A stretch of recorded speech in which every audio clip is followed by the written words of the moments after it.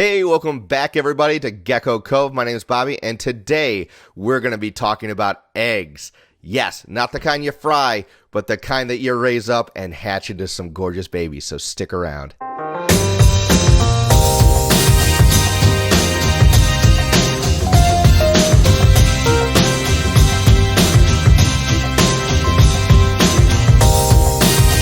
So welcome back. This is part 3 in the series that I'm making about breeding. So if you have not seen part 1 or 2 and you're just starting out, go back, watch those videos. Oh, wait. Okay, you're back? Perfect.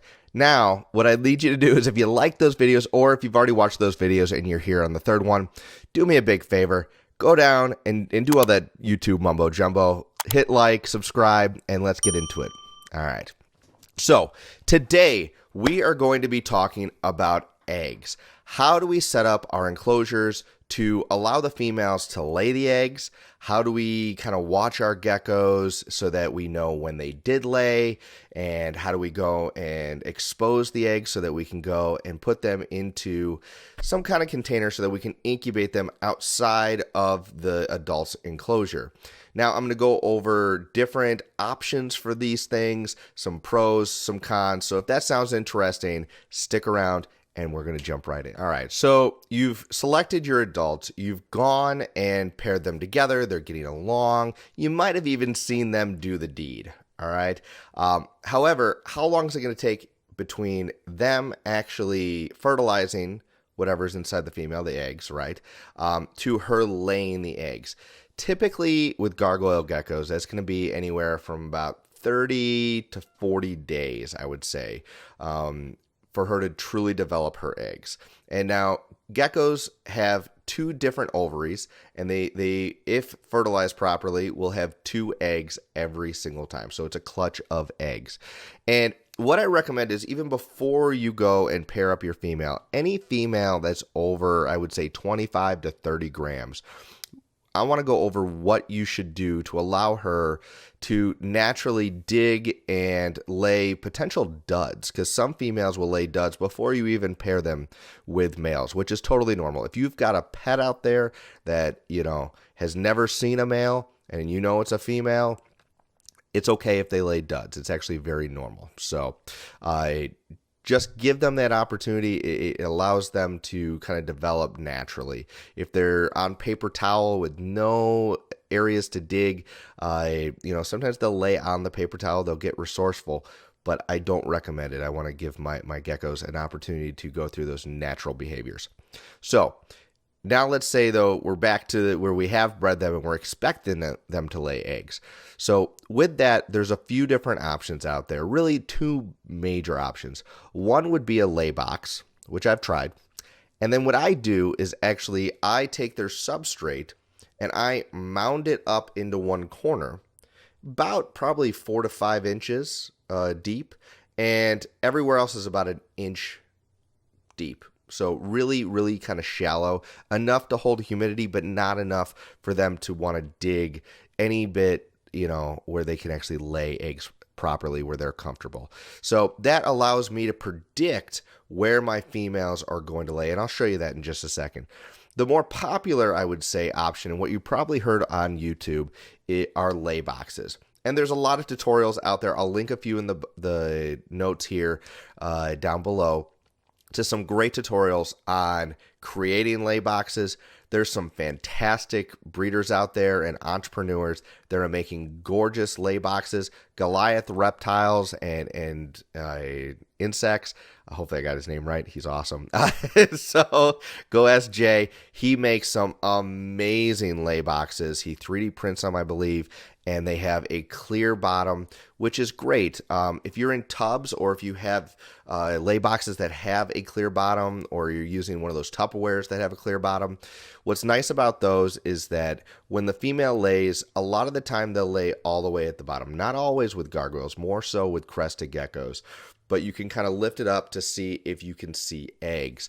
Now, again, with gargoyles, they're not as prone to going all the way to the bottom, I've found, just in my experience. So whether it's a lay box or you've mounted up some substrate in a corner, you'll know where to look for the eggs. Now, that's just a general rule.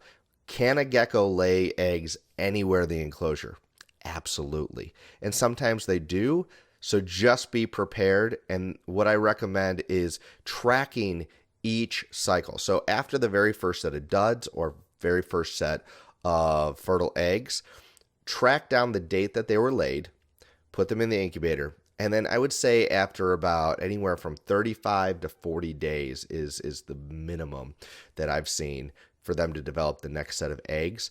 Then you want to start watching their behavior at night. Before you go to bed, look to see if anybody's out in that lay box, in that corner. And I would say, especially after the lights go out, I always come in with a little flashlight just to see who's around, right? Who's digging, okay? So you can kind of see, maybe they're not going to lay the very first night they start digging. Sometimes I've had a female do that, but other times I've seen females dig for 4, 5, 6 days, even a week, and then all of a sudden she'll dig one night and lay eggs, and it just works out for her. So you want to pay attention to your geckos. Then after you track that second time, then you kind of have an idea of, okay, well, this female, she laid every 44 days, every 62 days. The other thing that I'll mention about that is at the beginning of the season and at the end of your breeding season, those numbers might get larger. So the gap between their first lay and their second lay might be a little bit longer than their consistent lays in between the breeding season. So just something to keep in mind that I've noticed over the last 2 years.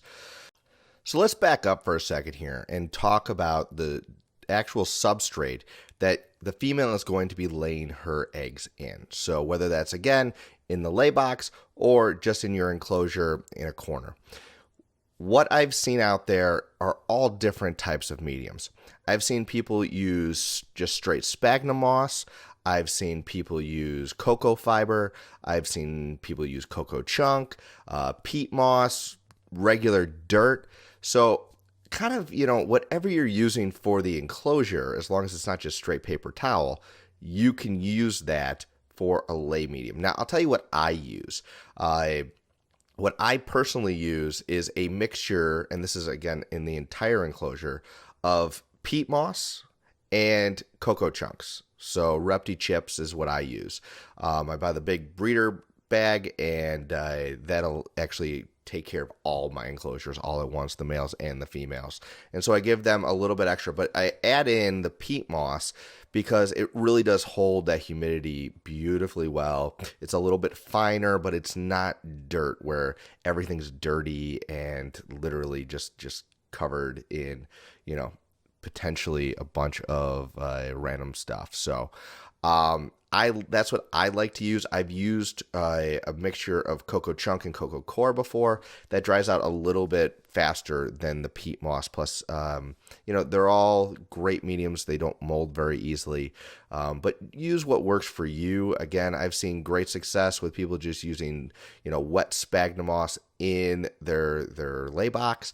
And as long as the substrate stays moist enough where the eggs don't go bad before you can get to them, that's what we're looking for. What you don't want to use is something that's going to potentially puncture or be hard for the female to dig through. So, a lot of people are using cypress mulch or different mulches in order to just have that as the bedding, and that keeps humidity very well. I wouldn't use that as my lay medium just because there's, some little points here and there, and God forbid, as she's piling it back on her eggs, it punctures through the egg. So that's something to think of. Also, I want to talk about bioactive. Bioactive is a beautiful thing. It's one of those things where, if you're really on top of it, it may not be an issue. But if you've got a gorgeous bioactive enclosure and you throw 2 breeding adults, know that you're not going to probably find every single egg because there's so many different places for them to actually lay their eggs. Now, if you're keeping your humidity right and your temperatures right, the babies will hatch out. But gargoyle geckos are not great parents. They will eat their young. I'm going to eat yours. And so worst case scenario is you actually don't even see the baby and it gets eaten, or they lose a tail. Babies themselves are cannibalistic, and if you have two babies in together, they might even go and snag a tail here or there. So I don't recommend necessarily doing it in a bioactive enclosure. Another thing to think about too is if you're using, when you think of bioactive, that's the bugs that are inside mixed with the plants. The plants are not an issue, except for when they bury, into the roots of the plant to kind of protect them. It's kind of hard to find sometimes. But the bugs, those can actually be an issue if you're leaving them in for more than a night. So a lot of people will say that isopods will not eat a fertilized egg. And I just, from personal experience, know that's not true. I've had, not even a full bioactive setup where, I almost lost some of my very favorite hatchlings this year because I had a colony of isopods I wanted to try out in their enclosure. And what I noticed was when I took out the egg, it had little like striations, like there wasn't, it almost to me looked like there wasn't enough calcium. Right. And I had never seen an egg like this before, and little scratch marks every which way. And I'll post a picture of that right here. But what I found out is that, maybe I didn't see the gecko lay that night. And within 24 hours, they were actually going in and trying to eat through the shell of the egg, and I could have lost that egg. It was very thin after that. Luckily, I was able to incubate and got one of the best babies I've produced so far, but I could have lost that because of these insects. So I've gotten rid of all of my isopods. Springtails are a different story. I still have springtails in pretty much all of my adult enclosures because they do a fantastic job of keeping down any potential mold in a humid environment, and they eat that really well. I do spot clean and change out my substrate, but I don't see a downside when it comes to springtails. So just some food for thought, some pros and cons. If you have a lot of success raising gecko eggs in a full bioactive, I know it can be done.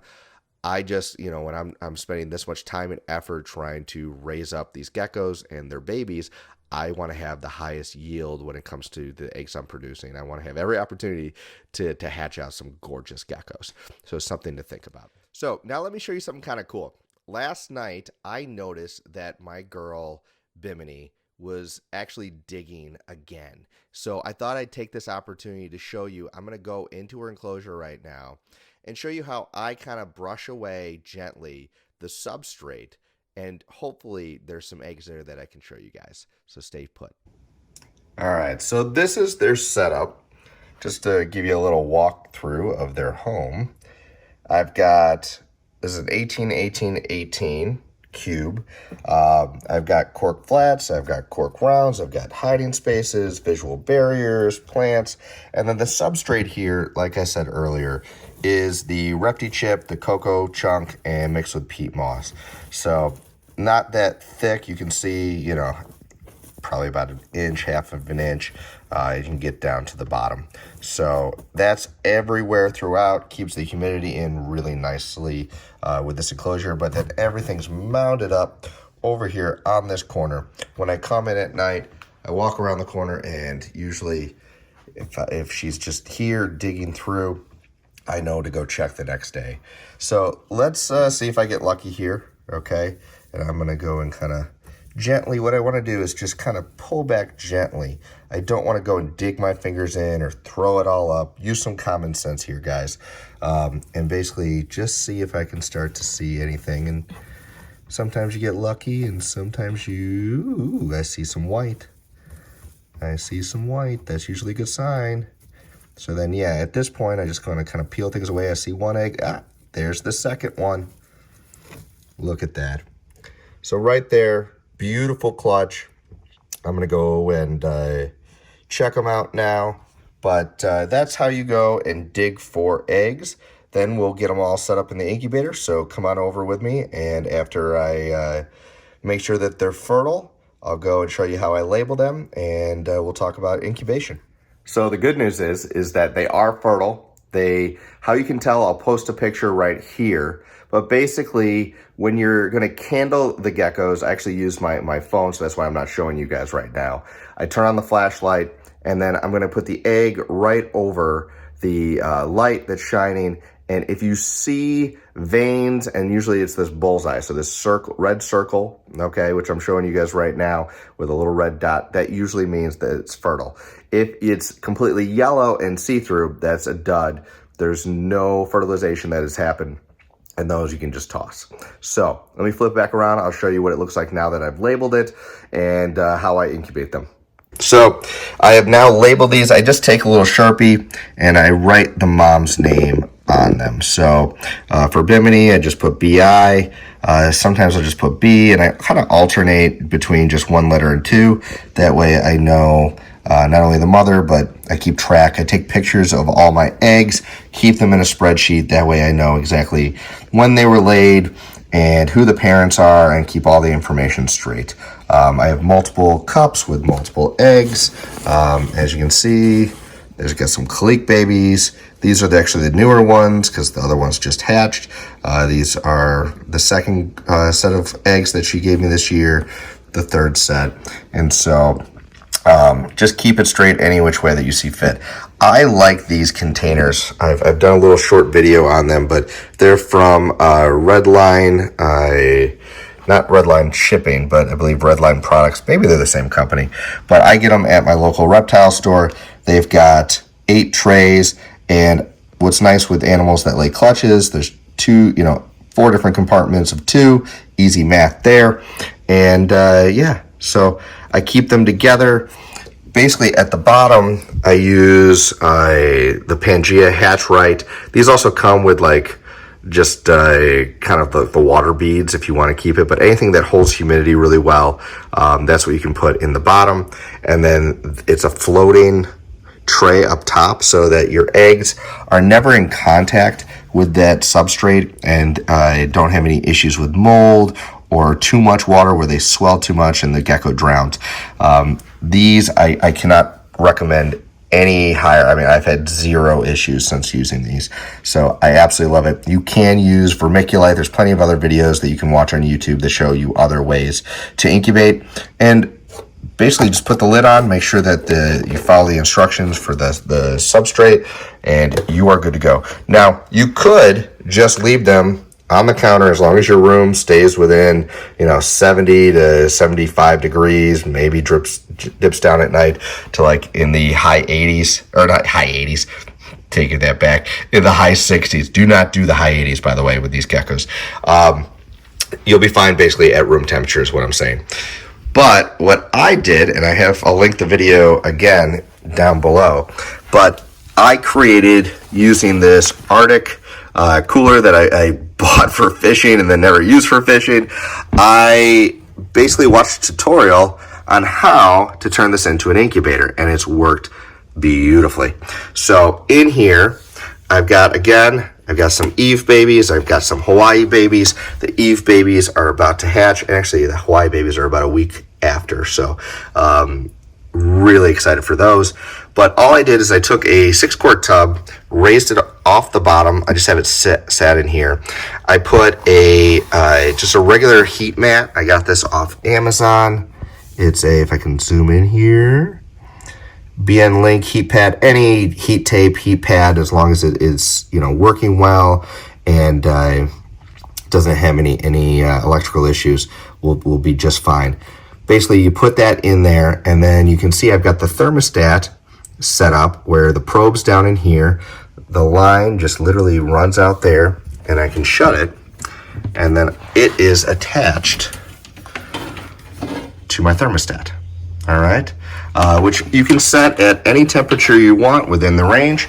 I am testing out having a little bit higher temperature this year with the gargoyle geckos.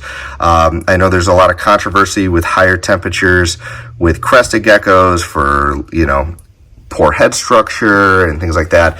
My understanding is that they are not actually heat determined sex. I don't think we actually understand how gargoyle geckos get their sex. A lot of people think that it's potentially, certain males will be quote unquote male makers. Go watch some of my other videos to find out more about that, or let me know if you want me to do a whole video on just that topic.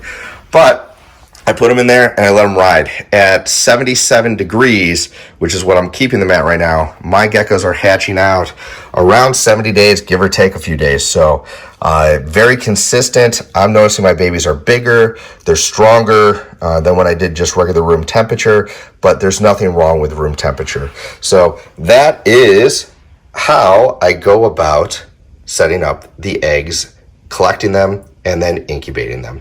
Just leave them alone. And then one day you're going to go and see, if you open this up, you're going to go see water droplets all over the top, right? And that means they're getting close. The other thing to notice too is you can see kind of the water condensation there. That's because I just had some eggs hatch out this morning. And what happens is probably about anywhere from 3 days all the way until maybe even a week ahead of time, that'll continually fog up right above. So I think that's kind of a cool tell to know that you're getting close to when they're going to hatch out. The other thing I want to mention, just looking at these Hawaiian Eve babies, what I was just talking about with the fogging up, right above these Eve babies, they are, they were laid actually the same day as the eggs I hatched today. So I'm expecting these to hatch out probably within the next 4 days at the very most. So that's what I'm talking about. But I also want to show you this because a lot of people message me and ask me about, egg size. So as they grow, right, these are younger than these. And so these are a little bit bigger. They swell up as they get bigger. These are the younger pair, and you can see the size difference between the two Hawaii babies as well. But the Hawaii babies, for some reason, always, and this is just, I think, female dependent, come out a little bit bigger, and their eggs grow a little bit bigger. And even just the starting size of the egg, sometimes you'll get one egg that's a little bit larger, one a little bit smaller. Don't freak out. As long as they're fertile, as long as you're incubating them, I've had just as nice, sometimes the funkier, smaller eggs hatch out an even crazier baby. So as long as it's growing and there's no mold and there's no smell, then just let them keep riding. Again, if you're incubating at room temperature, don't be surprised if you ride your eggs, basically for 90 to 120 days. They can take quite a while if you're keeping them at a lower temperature, especially around like 70, 71, 72. Don't freak out if you hit 100 days, 120 days, and they're still not hatching. So it's a game of patience, everybody, but it's totally worth it. Again, I highly recommend, based on my experience this year, whether you make an incubator with a thermostat, you cannot do that without a thermostat. You'll just have cooked eggs. Or if you buy a nice thermostat, maybe you have a thermostat for other species, there's nothing wrong, from what I can tell so far, with gargoyle geckos to incubate them at around 75 to 77 degrees. I think they come out a little bit faster, a little bit bigger, and don't think it affects their color, but I'm having a good year with that too. All right, so let's recap this. Today we talked all about eggs and how to go and have your females lay successfully, collect the eggs, and then incubate the eggs. I really appreciate you sticking around with me. Next video, we are going to be talking about the babies, my favorite topic. From hatching out of the eggs, I will actually show you guys a video of a baby popping out of the egg, all the way to setting up their enclosure and making sure that they have the best start to life. So if that sounds really awesome and interesting to you, then please do me a favor, like, subscribe, maybe even share this with someone who wants to get into breeding. And if you guys do it a little bit differently, do me a favor, let me know what you do differently down in the comments. Thank you guys so much for being amazing fans. The more you guys go and interact with me, the more I'm motivated to pump out videos like this. So thank you again for all your interactions, all your comments, all your shares. You guys are the absolute best. I will see you next time on Gecko Cove. Hey, if you've enjoyed this video and want to encourage me to make more gargoyle gecko content, do me a favor, hit that subscribe button, share this with a friend, and maybe check out one of the videos right over there. I'll see you next time on Gecko Cove.